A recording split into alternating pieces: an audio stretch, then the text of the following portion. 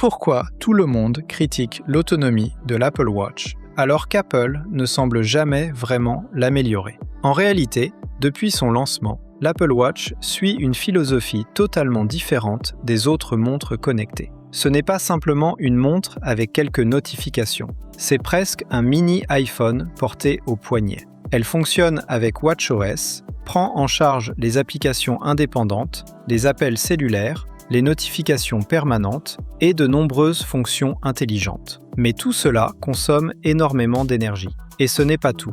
L'écran Always On Display reste constamment actif, contrairement à beaucoup d'autres montres qui éteignent leur écran pour économiser la batterie. À cela s'ajoute le suivi santé en continu, fréquence cardiaque, oxygène sanguin, ECG, sommeil et bien d'autres données analysées 24 heures sur 24. Résultat, la consommation d'énergie devient naturellement très élevée. Alors pourquoi Apple n'ajoute-t-elle pas simplement une plus grosse batterie? La réponse est simple. L'espace est extrêmement limité. L'Apple Watch embarque déjà un moteur haptique puissant, des haut-parleurs, plusieurs capteurs et un design très fin. La batterie, qui tourne autour de 300 mAh, doit donc s'intégrer dans un espace minuscule. Apple préfère ainsi conserver une montre élégante et légère plutôt que de sacrifier le design pour quelques jours d'autonomie supplémentaire. Heureusement, Apple compense cela avec une recharge très rapide.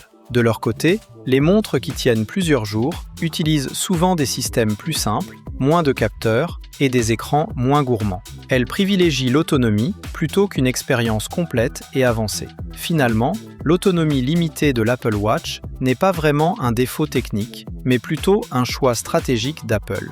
Et vous, préférez-vous une montre ultra connectée ou une autonomie de plusieurs jours? Dites-nous votre avis en commentaire. Si cette vidéo vous a plu, n'oubliez pas de liker et de vous abonner à la chaîne Smart Tech pour plus de contenu tech. À bientôt!